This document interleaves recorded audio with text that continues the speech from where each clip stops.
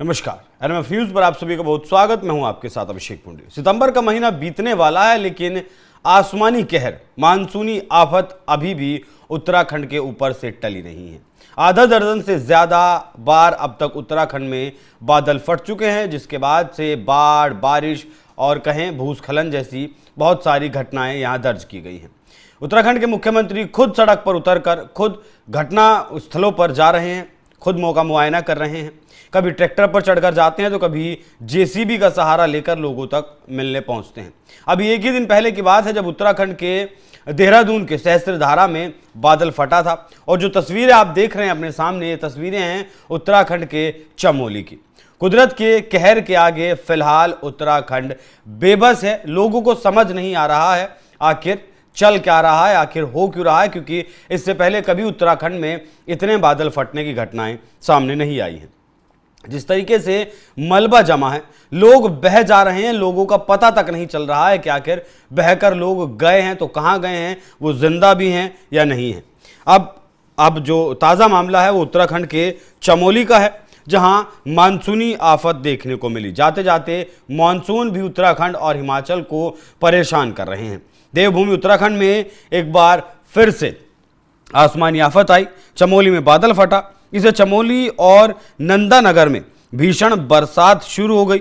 मलबा आने से कई घर तबाह हो गए। प्रशासन ने राहत और बचाव का कार्य शुरू कर दिया है। अभी तक 6 घर तबाह होने की खबर सामने आई है। वहीं 5 लोगों के लापता होने की भी खबर है। हाल ही में देहरादून के सहस्त्रधारा में भी बादल फटने की घटना हुई थी। मौसम विभाग की तरफ से उत्तराखंड में भारी बारिश का अलर्ट जारी कर दिया गया है। देहरादून, ऋषिकेश, पौड़ी गढ़वाल, उत्तरकाशी, हरिद्वार समेत कई जिलों में भारी बारिश की चेतावनी जारी की गई। प्रशासन अलर्ट मोड पर आ गया। संवेदनशील इलाकों पर नजर रखी जा रही है। नदी के किनारे जो लोग बसे हैं उनसे अपील की गई है कि आप जल्द से जल्द सुरक्षित ठिकानों पर पहुंचे। सूचना मिलते ही चमोली में एनडीआरएफ, एसडीआरएफ और पुलिस रेस्क्यू ऑपरेशन पहुंच गया है, जो लोगों को बचाने का काम कर रहा है। अभी तक 2 लोगों को रेस्क्यू किया गया है। अधिकारियों ने बताया कि कई सारे जानवर भी बाढ़ की चपेट में आए हैं। अब आप ये सोच रहे होंगे कि आखिरकार 2025 में ही क्यों इतनी तबाही उत्तराखंड और हिमाचल में सामने आ रही है। दरअसल अगर देखें तो जो ये ऋतु चक्र बिगड़ा है, ज्यादा गर्मी पड़ रही है, उसकी वजह से बेतहाशा बारिश भी इस साल हुई है। पंजाब ने भी इस साल बहुत बुरा दौर देखा, उत्तराखंड ने भी बहुत बुरा दौर देखा, हिमाचल ने भी बहुत बुरा दौर देखा, जम्मू कश्मीर ने भी बहुत बुरा दौर देखा। हजारों करोड़ की संपत्ति ध्वस्त हो गई। इस बार उत्तराखंड की अगर बात करें तो 1343 मिलीमीटर बारिश हुई, जो औसत या फिर सामान्य बारिश से 22% ज्यादा है। इसी तरह हिमाचल प्रदेश में भी 1011 मिलीमीटर बारिश इस साल दर्ज की गई, जो सामान्य से 46% ज्यादा रही। भारतीय मौसम विभाग ने पश्चिमी विक्षोभ के लगातार सक्रिय रहने को इस ज्यादा बारिश का कारण बताया, लेकिन क्या ये ऐसा हुआ क्यों है, उसे समझने की ज्यादा जरूरत है। मध्य भारत में इस बार सामान्य से कुल 10% ज्यादा बारिश हुई, लेकिन हिमालय राज्यों में ज्यादा बारिश क्या प्रकृति की एक चेतावनी है? क्या लोगों को अब समझना होगा, जिसकी हम लगातार उपेक्षा करते आए हैं। मौसम का मिजाज बिगड़ने की सबसे बड़ी वजह यह है कि मनुष्य प्रकृति को संरक्षित करने के बजाय उसे लगातार हानि पहुंचाता है। अपनी सुविधा के लिए पहाड़ों को लगातार छलनी किया जा रहा है। शहरों से पर्यटन के लिए जाने वाले लोगों के लिए वहां एक के बाद एक बड़े बड़े निर्माण किए जा रहे हैं, जिससे कि स्थितियां और गंभीर हुई हैं। रही सही कसर पेड़ों की अंधाधुंध कटाई ने पूरी कर दी है।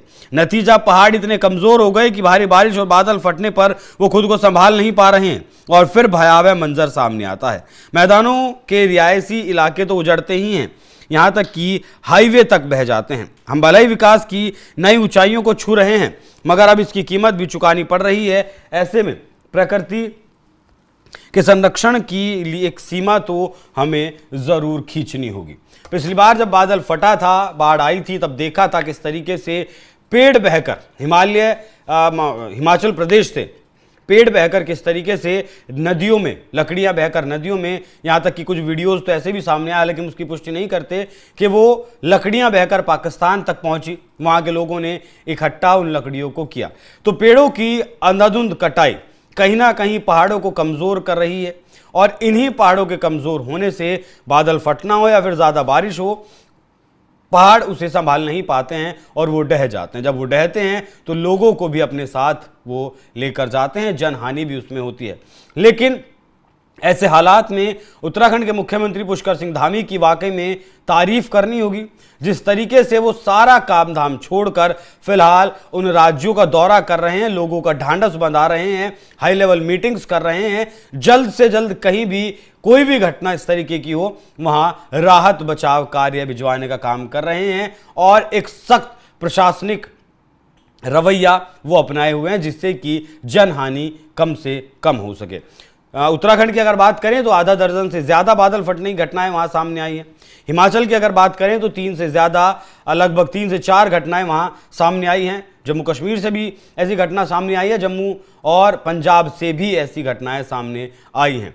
तो हमें समझना होगा कि कुदरत के सामने सब बेबस है, वाकई में बेबस है, और कुदरत से अगर आप खिलवाड़ करेंगे तो कुदरत भी फिर उसका बदला लेगा। वाकई में अब कहीं तो एक लाइन खींचने की जरूरत है कि विकास के नाम पर आखिर कहां तक हमें जाना है।